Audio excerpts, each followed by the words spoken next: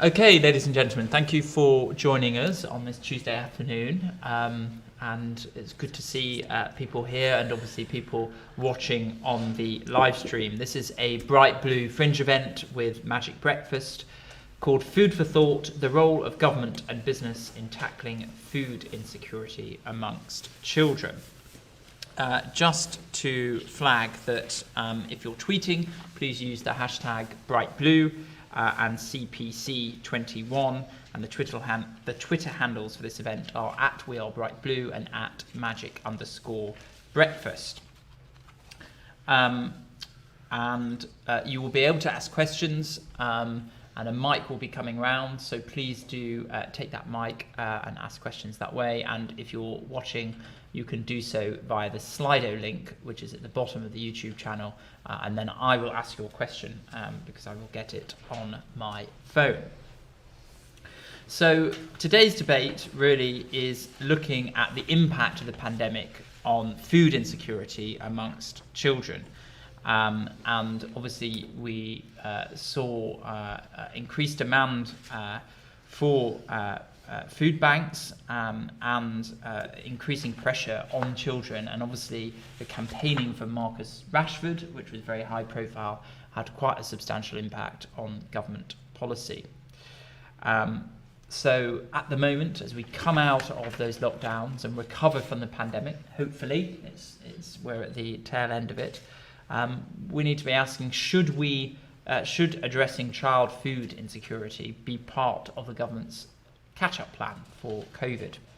And does the government need a more ambitious approach to tackling food poverty, particularly amongst children? Where are the gaps in policy? And of course, it's not just a role for government, but it's also a role for businesses as well. So thinking about their role in this, as well as other actors, both national but also local governments and third sector organisations as well. So we've got a great panel with us. We've got Danny Kruger, who is PPS in the new Department for Levelling Up Communities, Levelling Up Housing and Communities, and prior to that he was Political Secretary to the Prime Minister. And Longfield, to his near right, who was the Children's Commissioner for England, and now the Chair of the Commission on Young Lives. We have Emily Wilkie, who is the Head of Fundraising at Magic Breakfast, and Francis Humble, who is a youth campaigner who's come down from Darlington. That's right, yeah. So thank you for joining us, and great to have your perspective as well. We were meant to have Sarah Sands, who's the chair of Bright Blue, chairing this. I've had to step in. Unfortunately, she has an emergency family matter to deal with. So I'm going to ask the speakers to do 5 minutes each. I might ask questions of them, and then we'll go to the floor and ask questions of you. We'll probably go for about an hour. So Danny, if I could start with you. Thanks, Ryan. Good to be here, and a vital topic, and one that has caused a lot of concern over the last year or so. And we're all familiar as local MPs of how the pandemic induced all sorts of stresses in family life, and a lot of that came down to the simple matter of feeding children at home for longer, for more meal times. And I think we can say the government's response was both considerable and often how should I put this? Not always well organised or well communicated. And I think we learnt a lot about the best way to distribute all sorts of support through the crisis. My particular learning from the whole experience, and particularly in light of what happened during the half term of it was the autumn term last year, wasn't it?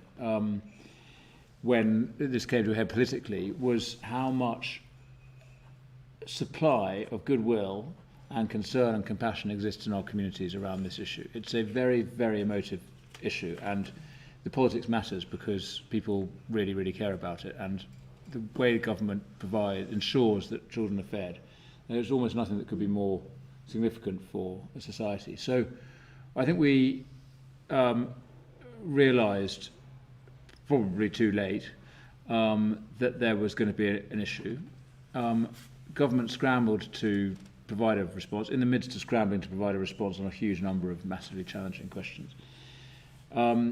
But as I say, the great learning, and I think the great opportunity for us going forward, is how to harness the resources of communities best. And my defence of the government at the time, before we had a much larger national programme, was that the best thing they could do, and I still think this is what they should be doing, and indeed are doing, is funding local authorities to ensure that families can have the support they need through discretionary funding. And the reason for that being, it is impossible to say from a distance of 20,000 feet in Whitehall where the need lies and what the need consists of.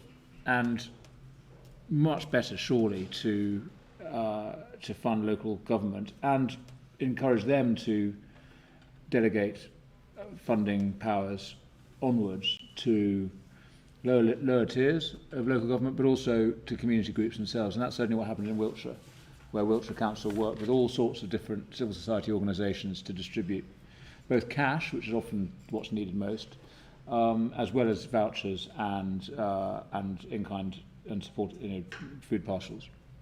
So I think the relationship between local government and civil society is the critical one.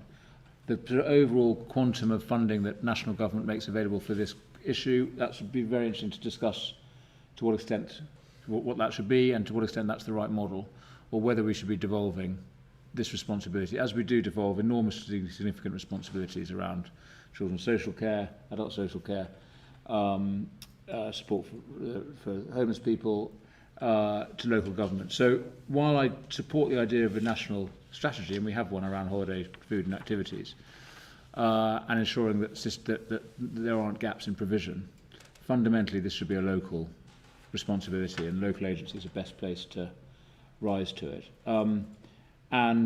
I'll just end with an observation.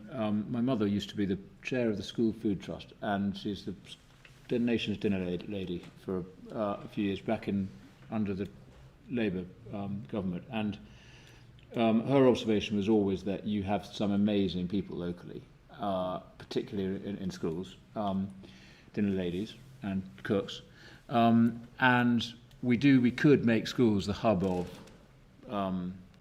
nutrition provision locally, but it can't just be all about schools. And I worry a bit, and it would be interesting to discuss with Magic Breakfast the appropriate balance here, because I think if we say that schools are the centre of everything, we diminish the responsibilities and the opportunities to harness families themselves and support families to provide good nutrition for their children and other community groups. So getting the balance right between school as the hub, without it becoming the monopoly provider and sole agent of food provision and nutrition support for families, seems to me a very important tension that would be good to tease out. Great, thank you, Danny, for that very thoughtful response.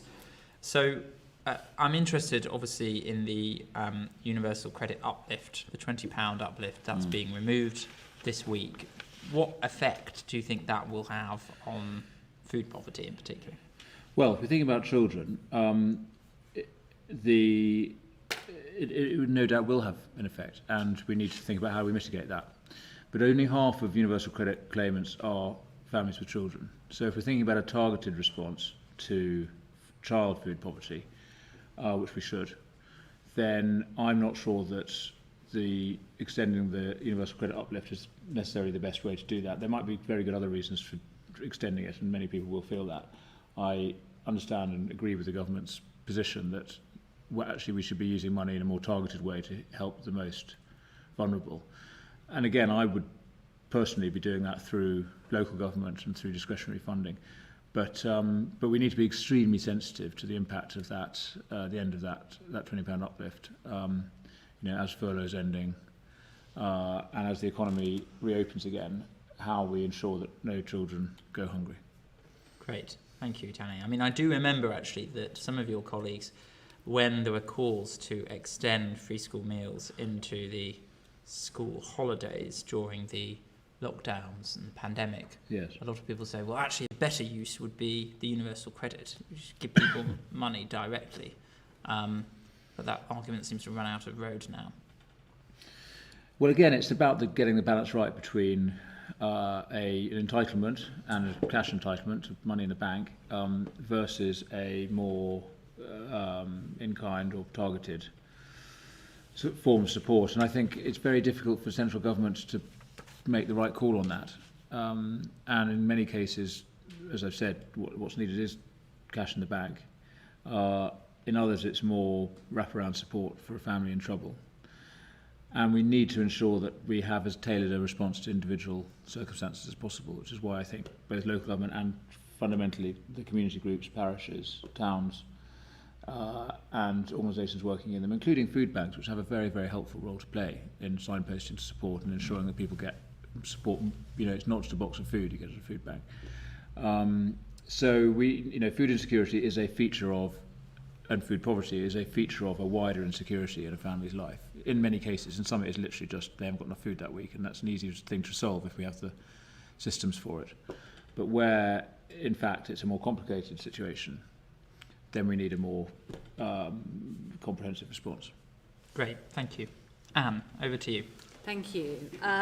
Well done, Bright Blue, for this event. Thank you for choosing the subject and for inviting me, and well done for Magic Breakfast for being part of this. I've always been a fan of Magic Breakfast over the years, so really good to be part of this. So, Ryan, you've given us really stern instructions to do no more than 5 minutes, or else bad things will happen. So, yes. tell me Watch when out I for get that. to 4 and a bit. Yeah, exactly. So the starting point really is, we have seen that spotlight on food insecurity, especially during the pandemic. And the first question is it real? So many people have asked me, is it real? How can it be? How can families literally run out of food? How can families not have enough to buy, 6 eggs and some bread? And the answer is yes, it is very real. And it doesn't come by itself. It's often a combination of a long-term decline in finances plus debt, all compound. But what a lot of those that are working with communities and indeed through schools have said during the pandemic is that the referrals for food insecurity to food banks have been the largest referrals that they've done, actually, the increase on that, apart from domestic violence, which obviously also went up and was reported during that time. And we've seen that teachers and volunteers have spent a lot of time delivering food parcels that have been a real lifeline to families. The use of food banks has escalated. Now a fifth of all schools have a food bank. And I'm told there's more food banks than McDonald's now. I will encourage everyone to put as much in those food banks as they possibly can, but I would love there to be no food banks in schools, because I still remember the first time I saw them, and I think that is quite shocking. I don't want this to be that norm. But the impact is also real, and of course, hungry children find it very difficult to learn, they can't concentrate. And as Danny said, food insecurity is just a symptom of a wider insecurity about finances, and that usually comes with worries, with stress, with that real lack of confidence about being able to trust things to happen, being able to plan for the future, and also stress within the home. So it doesn't come in isolation, and we know as well that the disadvantage gap in learning, which was 18 months, increased by 7 months during the pandemic. So those children who were already quite vulnerable beforehand had heightened vulnerability at the end of the pandemic. And, there are 4 million children in poverty, and in some areas, the more disadvantaged areas, that's almost half. And most are working, sometimes with 1 job, sometimes with 2 jobs, sometimes with even 3. But, tight budgets and many jobs don't always add up to what they need.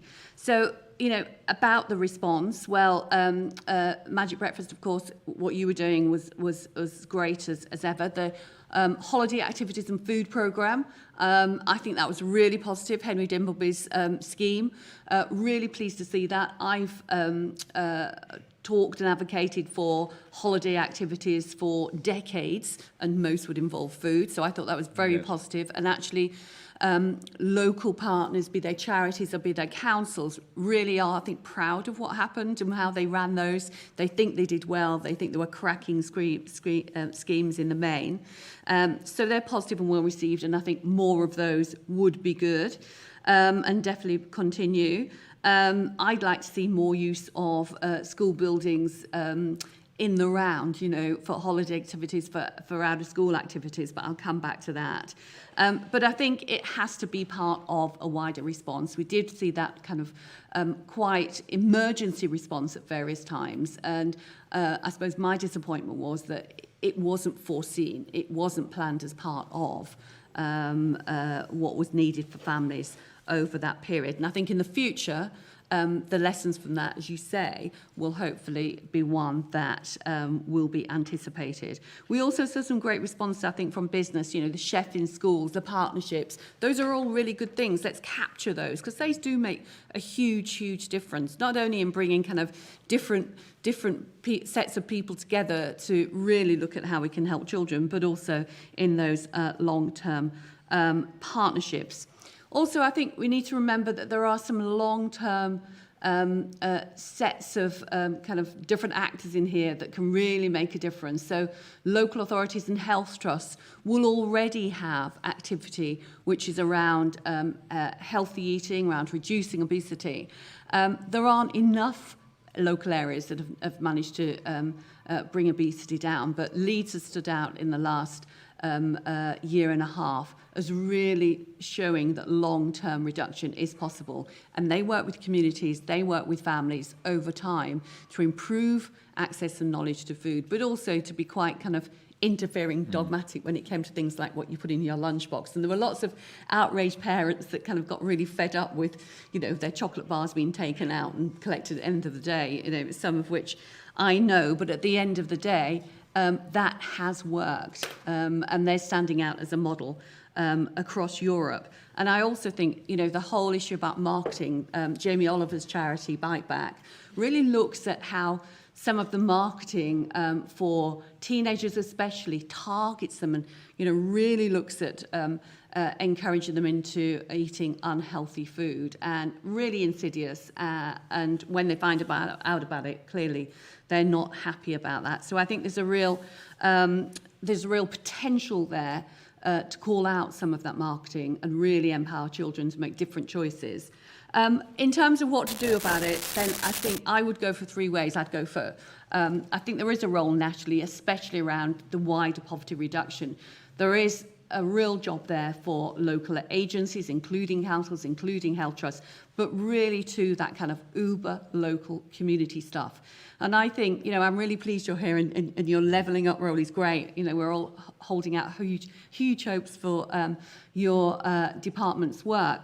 And if you're looking at how to, you know, level up, but also make this greener and fairer and more resilient communities, then I think there are some kind of schemes that have been around in various places for decades, but you could really put them centre stage. And I'm talking about, you know, communities that have kind of gardening schemes and community cooking schemes where actually kids and communities can get involved in turning over their local community spaces into place they can grow their own food. And with that, then look at how, you know, how they can learn about cooking and eating together. I just think there's something fantastic about that. You know, at some point, always someone says to me, oh, you know, you're one away from street parties as being a solution, which, you know, sometimes I am. But I think there's something there about building this into what a good local space looks like for communities. And going back to what the role of schools within this, well, obviously schools are important learning environments, but I think what we saw during the pandemic was there's a much wider thing here about schools. They're an anchor point within the community. They have resources. They have land often. You know, I've told where there's secondary schools with 20 odd acres of land, you know, 4 miles away from here. There's an awful lot you can do with some of that environment. And so I would look at how we can use schools, school buildings, should I say, more creatively. And that doesn't mean the whole school building, but actually part of that school building, operating into the evening, but also in holidays too. And that's where I think you can harness voluntary organisations, sports coaches, arts coaches, and really the community too, a kind of an army of volunteers working with what is a resource in their community too. Local authorities and trusts already said what they can do, but I think stitching them into a wider solution too. Nationally, I think it's about putting poverty reduction and opening up opportunities at the heart of levelling up. That means, a more secure system, welfare system that doesn't have as many cliff edges for children, and obviously I'd say universal credit needs to stay where it is. For that, real opportunities to work with children to offer them additional support and help them bounce into school and get ahead, but also that wider support for families so they can get beyond the existence living that so many are and into that position where they can really thrive for them and for their children. Great, thank you very much, Anne. Just a question for me, which was, you talked a lot about opening up schools, at different hours to bring in different types of organisations who can offer services. And I think you've spoke about this with children's centres before as well. So why isn't that happening at the moment? What are the barriers to that, to opening up school facilities, buildings, children's centres, buildings, at a different time to school opening hours? What are the blocks to that? Well, I mean, I've been around the block enough times to see it come and come and go again. So there's no doubt that it is possible, and many schools do open their doors and work with the community and offer additional activities. But I mean, I'm talking about really looking at this as opening up an asset to the community. 40% of sports facilities are behind closed doors of schools, and they're shut, outside time. Meanwhile, there's kids that, have nothing to do and nowhere to go. The barriers can sometimes be around institutions. Some of the way they were financed, PPI, for instance, made it tricky to open them up. Sometimes people worry that this has to be about teachers running it, and then people get really worried that, we're overburdening teachers. This isn't about teachers running it for me. They can have a role, but this is really about opening up to community members, parents doing it for themselves in part. And someone needs to lead it and organise it. There's no doubt that money helps. This doesn't have to be something which is kind of every element is paid for. Some of this is about making use of a community resource, but actually there is something for the school there which needs to maintain that building, to pay for it to be open, to keep it warm, and make it affordable for those community groups to actually use too. So I would say, it's a brilliant investment. They're schools, they're built for kids, they're everywhere, and we own them. And a bit of money that can be a springboard to lots of other things happening, and that real, revitalising the community in terms of bringing together. I mean, how many good sports people are there out there in parents that could do something? I still think, no one asks enough people to be volunteers. I constantly feel guilty. I don't volunteer much, but no one's ever asked me. No one has ever asked me locally to volunteer, and if they did, I would. But of course, I'm mean to and don't get around to it a lot of the time. I'll do one-off things, but I think, most people, as we saw at various stages during the pandemic, and, bringing it back to food, when all those cafes opened up as well, people want to feel as though they're engaged and connected locally. And I think using schools, talking about, the important things in life for children, which is about, them being able to eat healthily, thrive, have good places to grow up and experience childhood, actually what people want, not just for their own kids, but for their community more generally. And, a lot of people say, if you really want to drive government action, you've got to put a measure in place, a target in place. And just thinking about food poverty as a part of poverty generally, and I know when you were Children's Commissioner, you talked about vulnerability as a measure to focus on. Do you think, in a way you could drive more specific focus on food poverty if you put specific measures, targets in place around it? Well, having measurements there and they do drive action, and they enable you to know where you are at any point. There's usually incentives that send you off all over the place, but nonetheless, I think there has to be a notion of where we are and where we want to be. I mean, I would have a wider measure of vulnerability or risk or outcomes for kids. That was actually something that was measured overall. I think that's very doable. But I think it takes the whole of government across different departments, because it's where you live, it's the work your family has, what happens within schools. It takes a cross-government mission, if you like, to make that meaningful. And I see a lot of activity at the moment, but it's quite disparate across different departments. And if you combine that, it really could be one of those where the sum was much, much greater than the past. Great, thank you, Anne. Emily, over to you. Great. Well, thank you everybody for joining us. I'm Emily Wilkie, Head of Fundraising at Magic Breakfast. I just wanted to talk a little bit about what we've been doing at Magic Breakfast for some 20 years. So we have been working in partnership with schools with a single focus really for the last 20 years, which is to remove hunger as a barrier to learning for children at the start of the school day. When we first started the charity, we did so because teachers were telling us that in their classrooms there were children that they could not teach. So children who were turning up who were distracted, who were acting out, who were late to school, disrupting lessons, all because they hadn't eaten that morning, or often since lunchtime the day before.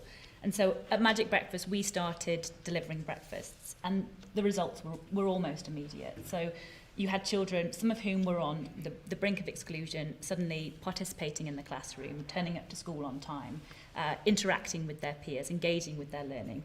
And it didn't just benefit those children at risk of hunger, it also benefited their fellow pupils, the teachers, the whole school community. And so that's really what drove Magic Breakfast. And then sort of fast forward to today, we are in over 1,000 schools across England and Scotland.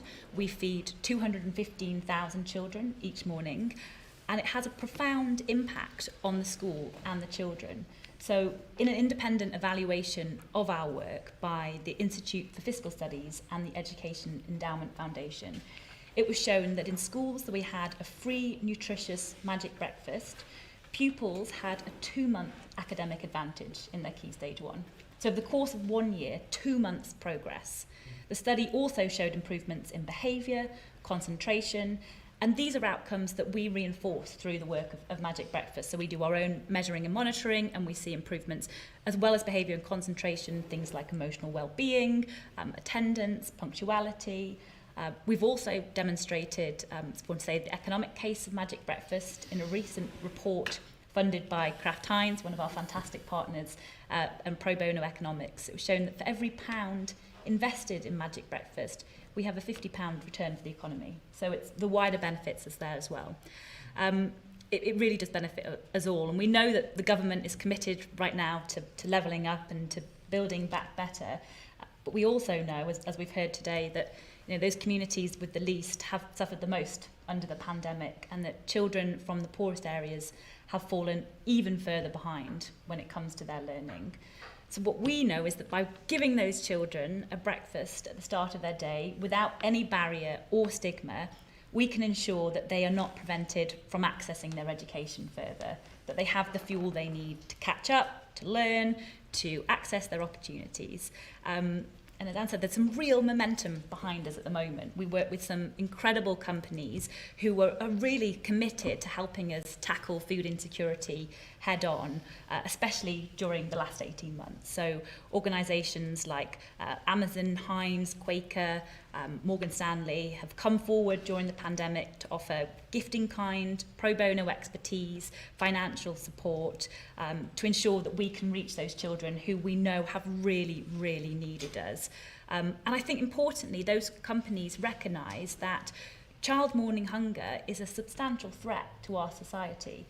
If children are to miss out on their learning because they have not had enough to eat, it threatens the future contribution, the health, well-being of a whole generation of children who will not access their opportunities. And we think it's fantastic that in 2018, Department for Education funded the National School Breakfast Programme, which saw our Magic Breakfast model delivered at scale to over 2,000 schools with substantial impact. We are slightly concerned that the most recent funding won't deliver the same results because it doesn't reach those children most at risk of hunger, and it's not sustainable leaving schools to pick up the bill. But what we do need is a sort of a bold ambition that draws on the substantial experience and expertise of Magic Breakfast to come up with a sort of shared hope for levelling up educational opportunities through school breakfasts, something we know that we can do, that we have demonstrated time and time again. And I think it's never been more important. There are 2.3 million children at risk of hunger right now, and we've identified, or the government's identified, 8,700 schools in areas of high food insecurity. It doesn't matter what else we give to those children, the environment, the education, the teachers.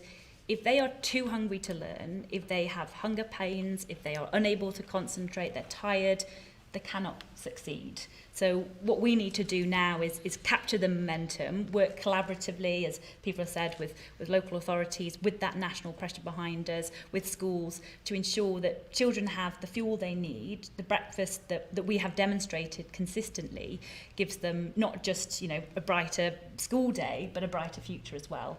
And that's really where myself and Francis are here to kind of talk on behalf of Magic Breakfast today and share that hope.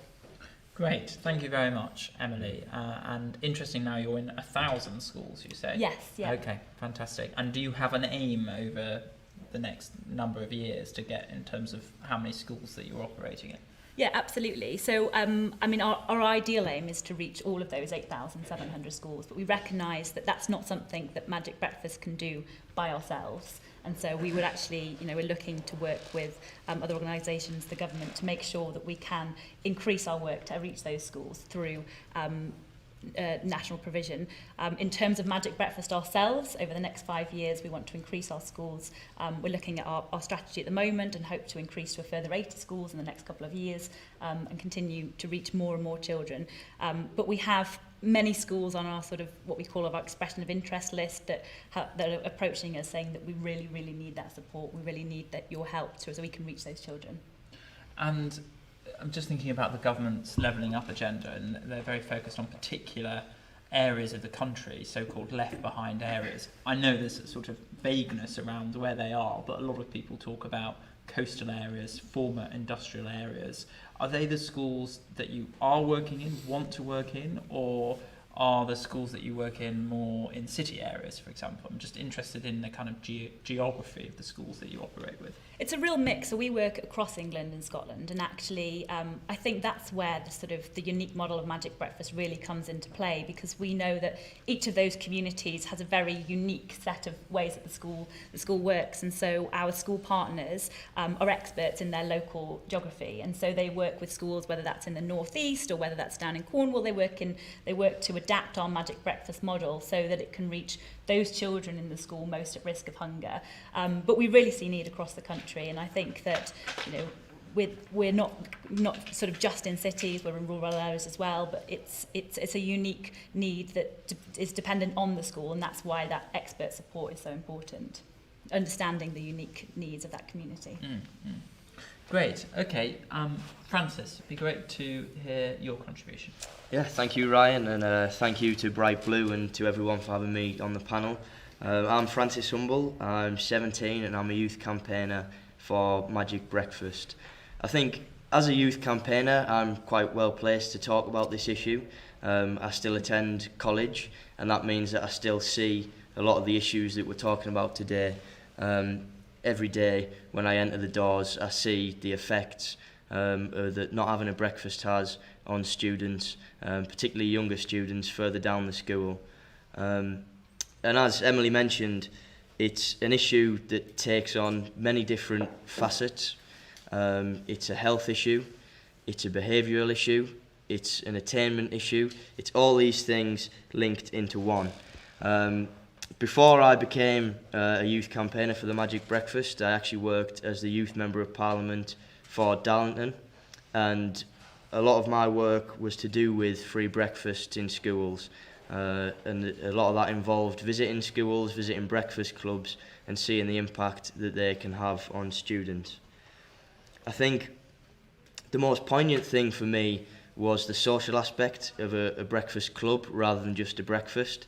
I think the nutritional impact of having a breakfast is huge, as Emily mentioned earlier, in terms of getting 2 months ahead on your education in Key Stage 1, in terms of behaviour, in terms of concentration. But I draw the line there between the breakfast and the nutrition that it gives you and the breakfast club, because when you visit the breakfast club, you've got lots of children who are socialising, who are playing games in the playground, who are engaging early on in the morning, and it links into what Danny said about a school becoming a hub and part of the community. And I think certainly a breakfast club gives you that edge in the community. It allows students and parents to come together, to meet each other, to talk, to engage with each other, but also to engage the parents in with the learning that happens with the children. I know from experience from the clubs that I visited, there was activities like reading, things that maybe students wouldn't be encouraged to do as much at home, but when the parents are in that environment within the school and it becomes a more community-based thing, it's something that is encouraged a lot more, and I've seen the impact that can have on children. In terms of what the government could do, Emily again mentioned, and I think we must have researched the same statistics, either that or she's read them off my sheet, but she mentioned the 8,700 schools that the government identified themselves as needing provision for breakfasts. However, the funding will only cover 2,500 of those schools. So while it's a great step in the right direction in terms of providing that funding, making it available, and making sure that children are reached by that tender and by the money that's been made available, I think the government's also identified the need. They have identified the fact that it's an important thing to do, and these are all great things, and they tie in nicely into what we're trying to achieve at the Magic Breakfast. But really we're trying to take it that one step further to make sure that every child that needs it is reached by this programme, to make sure that no child is too hungry to learn, and that really, I know it links in to a lot of what I've seen around the place. We're levelling up within schools, making sure that all children are starting at the same point on a morning when they enter school, and that they're all on even footing to start learning and to achieve later on in life. Great, thank you, Francis. That was very thoughtful and eloquent contribution. And what was particularly interesting was the focus not only on the breakfast itself, but the kind of socialisation that goes around the breakfast, just being with other people and sitting down and having food together, and the impacts from that, which I'm sure Danny agrees strongly with that as well, in terms of the kind of relational approach to it. Just one question I had was just the impact of the last couple of years now, really, of the pandemic on you, your peers. I'm just interested in what you think, the kind of school closures, the pandemic, what the impact has been on school life, really. I don't think the impact really can be overstated. I think in terms of, I mentioned the social impact of having a breakfast versus a breakfast club, and really school is a place where your friends are. It's a place where you feel safe. It's a place where you go and you learn, and there's people there who teach, and having that taken away from you is never something that really you could imagine until it happens.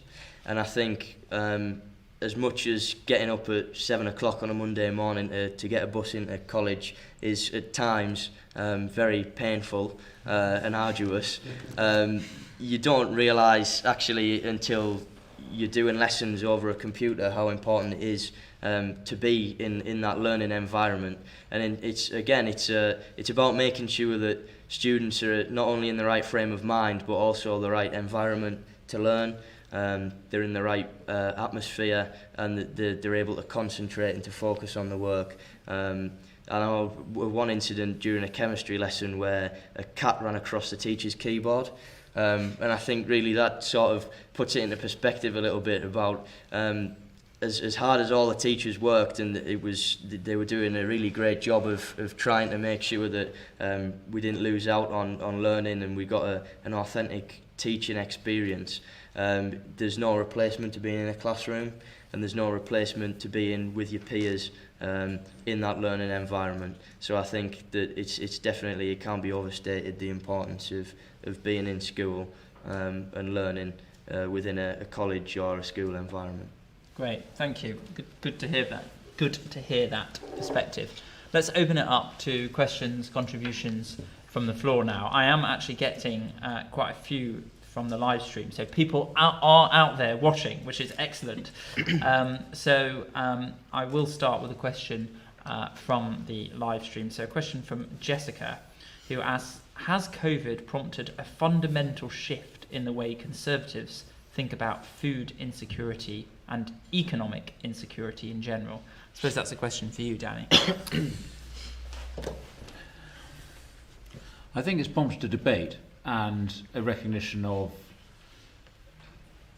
the extent of the problem and its interconnectedness with wider problems. I don't think, and personally I haven't had a sudden road to Damascus conversion to a different philosophy about how we tackle entrenched disadvantage and particularly food poverty. As I said earlier, it's a symptom, it's a function of wider social challenges.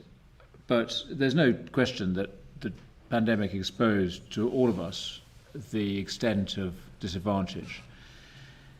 We knew about it in the abstract already, and the convulsions in our politics of the last 5 years are in a sense a direct response to disadvantage and to a sense of communities being neglected and poverty becoming generational.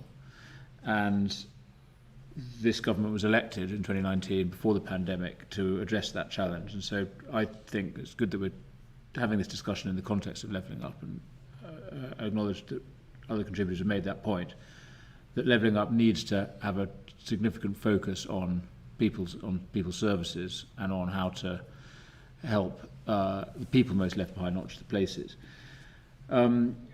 And I hope that what we have seen through the pandemic is a real recognition, and to me this is a Conservative insight, so I hope that my colleagues have been reminded of what we are supposed to believe as Tories, which is that we certainly have an absolute obligation as one nation Tories to bridge the enormous social divide that's grown up in our country over many decades.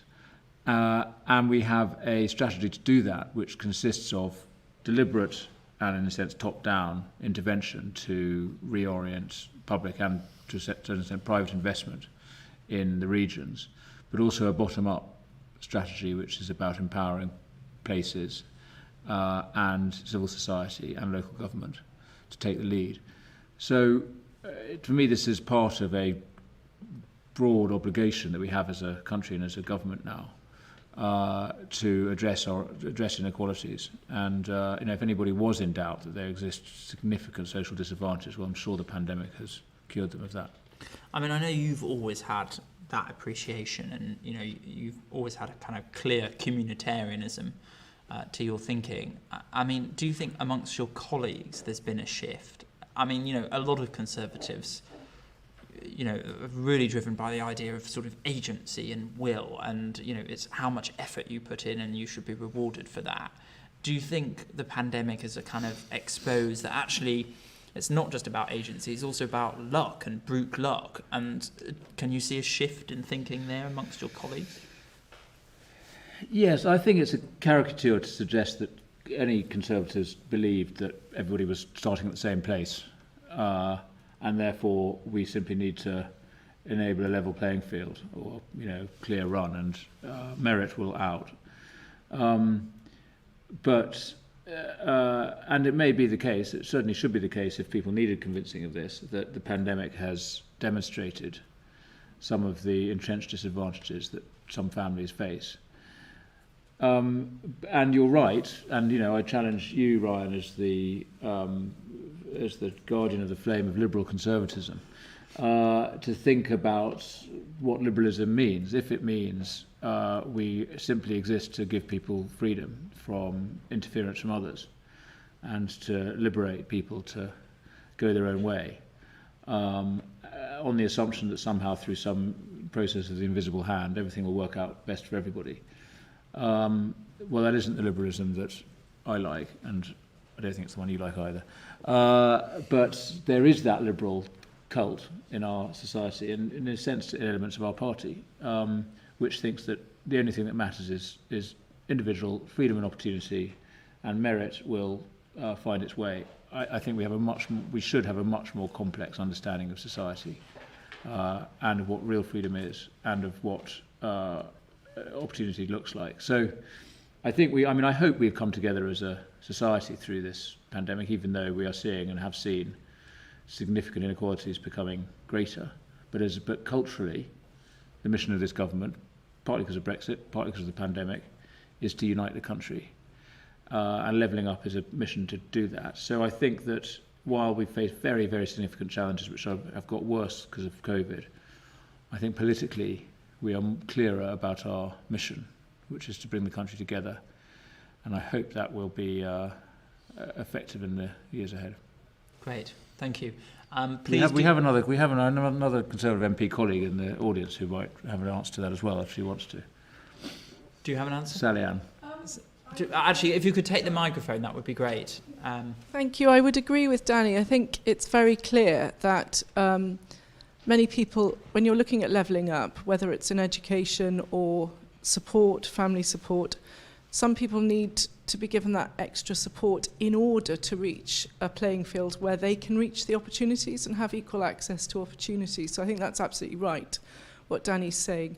But I was going to ask a question really about the fact that when we're looking at children now, so there are children in poverty, do we look at how we best help children in terms of support and perhaps extra funding there, or do we look at welfare? So when you're talking about children's breakfasts, the holiday activity and food programme was very successful because it not only fed children but gave them activities as well, and also supported parents very often who are struggling or perhaps need that extra support. So it's a little bit more than looking at just poverty and food poverty. I think perhaps we need to look at how best we support children and families, perhaps moving onwards. And maybe, I suppose one thing from that is, sometimes people criticise the kind of welfare state for just being quite transactional. Here's the money, wipe our hands, that's it. But actually it's about, other support relationships that goes with that as well.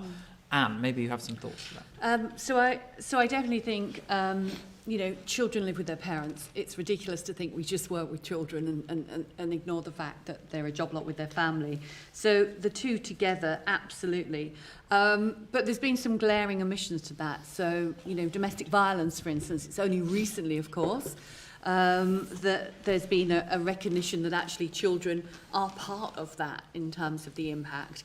And, much more widely than that those linkages between, poor finances, educational outcomes and the like. And I think this will take some drilling down. I think understanding the impact of those different aspects of family and children's lives and how they compound together is something that's all there in the statistics, but that data doesn't join up. And I'm not I'm not advocating a great big data mine, but just it is there if we want to see it and understand it.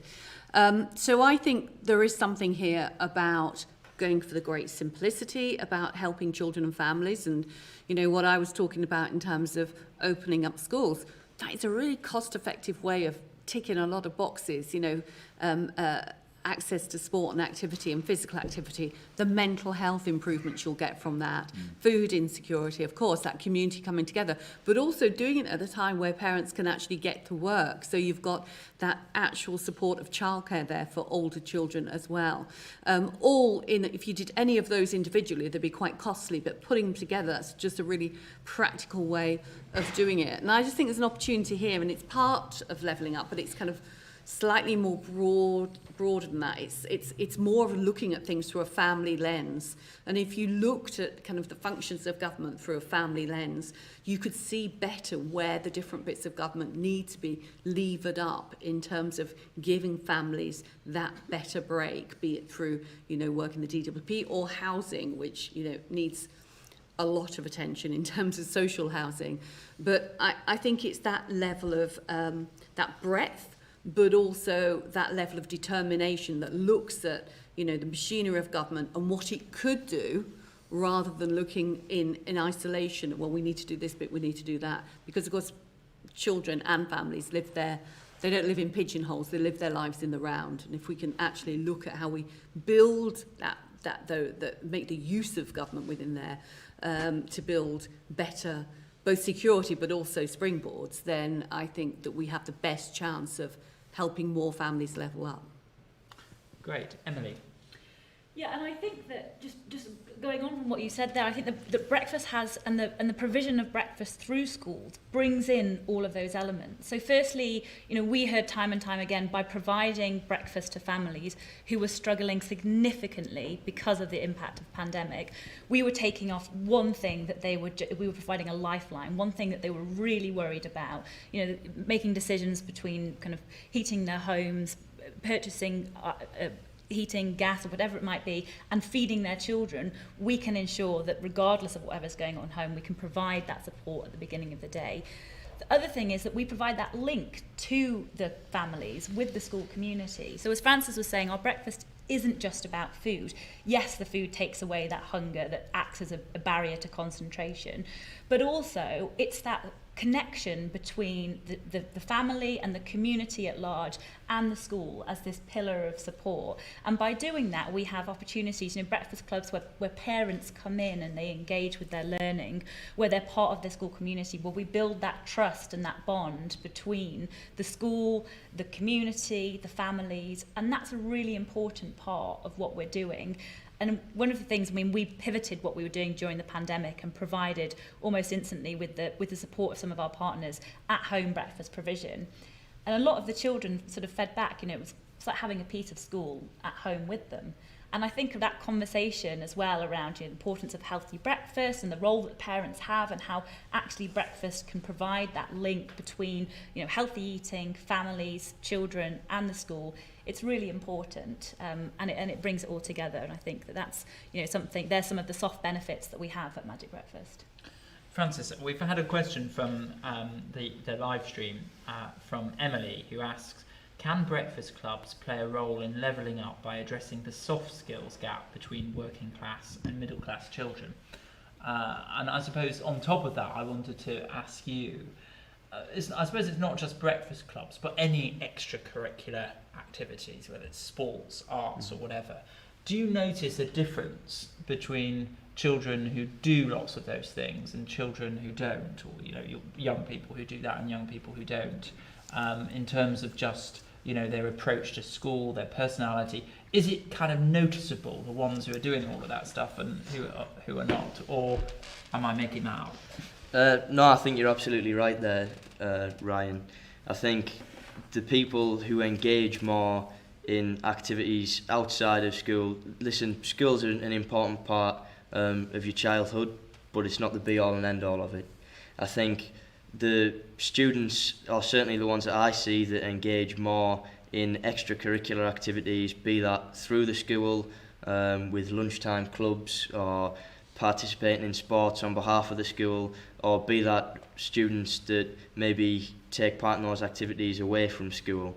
I think that it's of great importance, and you get enrichment from those activities, and you get social skills from those activities, and you develop all these different parts of being or growing up and becoming an adult that you can't get just from a school system.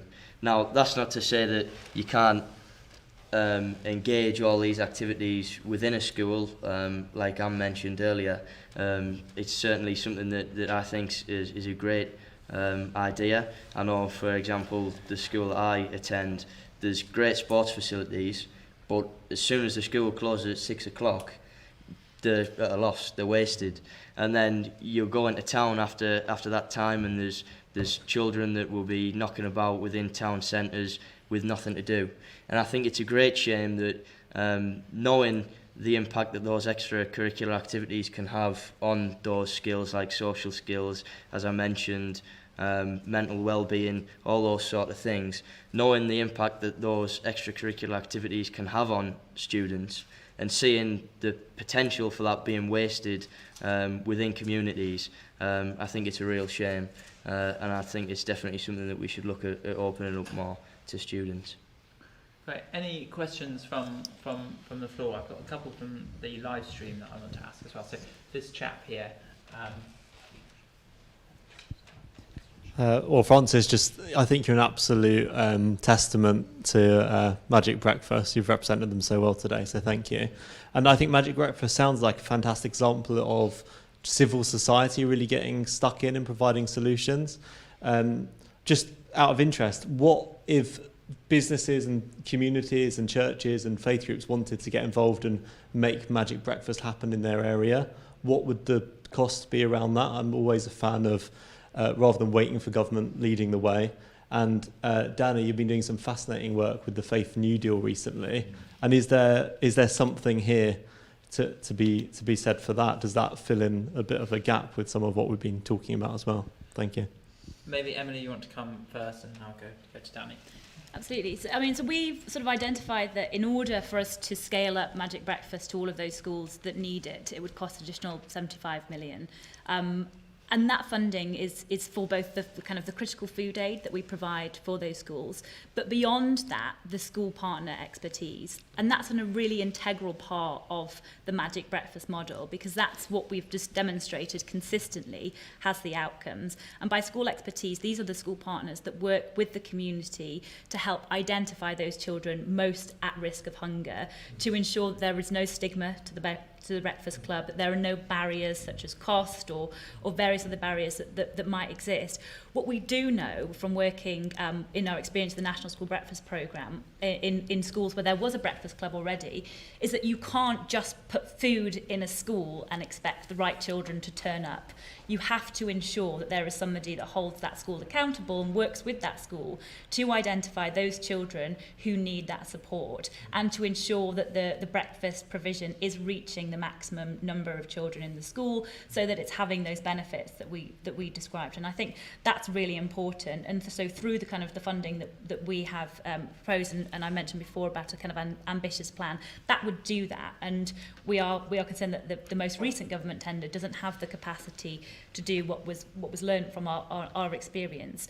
I think in terms of community support, we work with some incredible businesses who provide kind of gift in kind support, who provide expertise, who provide financial support, often to perhaps schools within their local area, and so we kind of work on that model.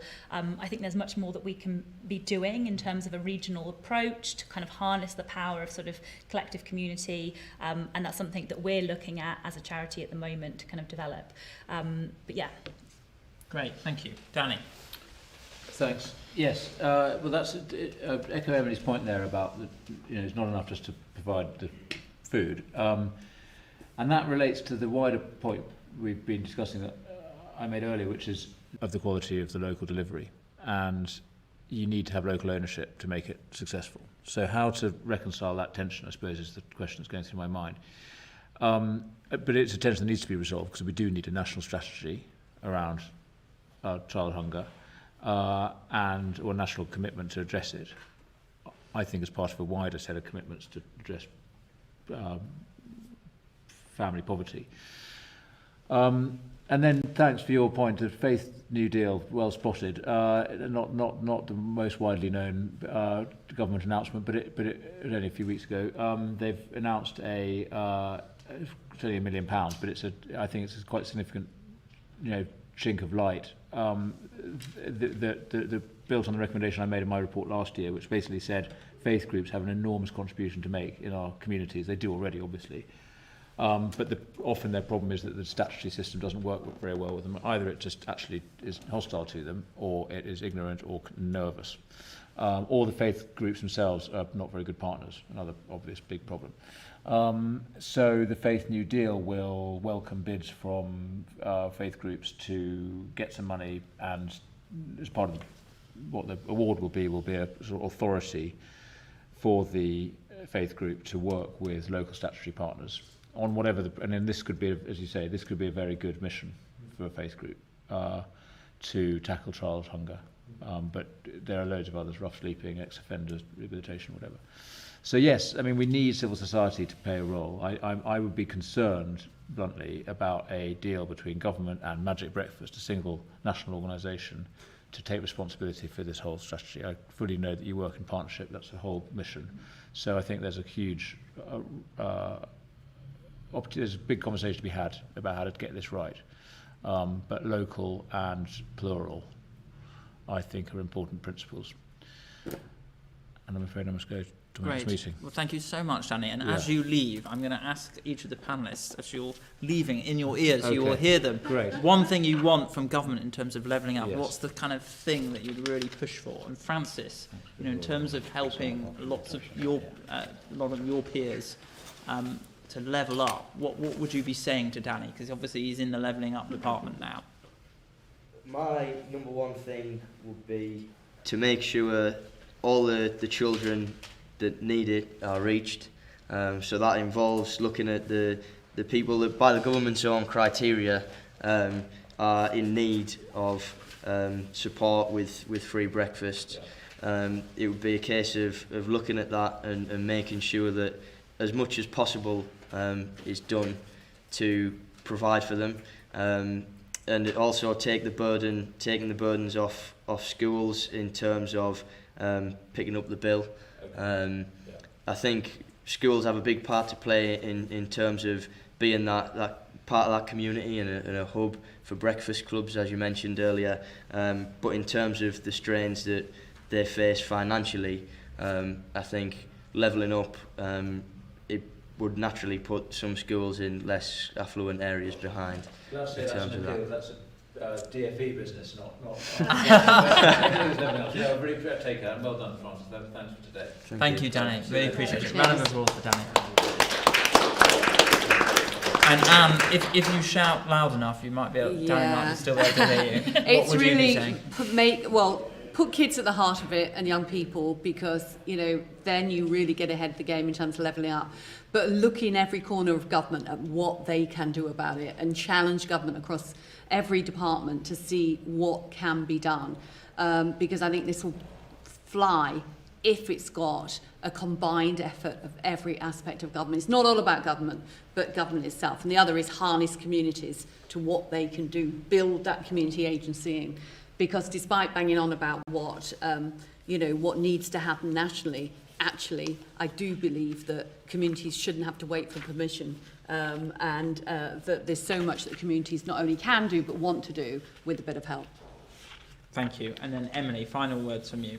Absolutely. I think, Danny said it itself, we need a national commitment to ensure that no child is prevented from starting their day too hungry to learn.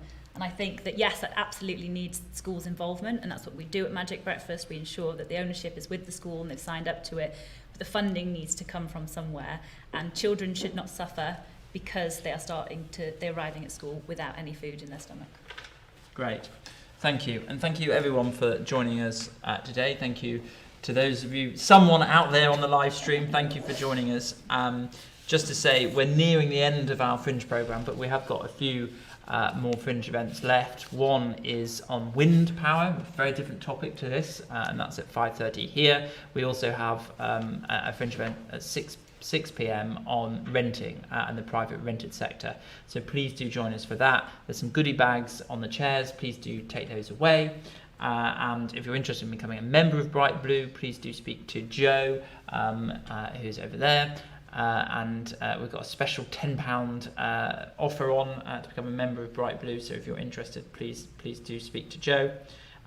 Finally, thanks to Magic Breakfast for partnering with us on this event, and a special thanks to all the speakers for their very thoughtful contributions. Thank you very much. A round of applause for them.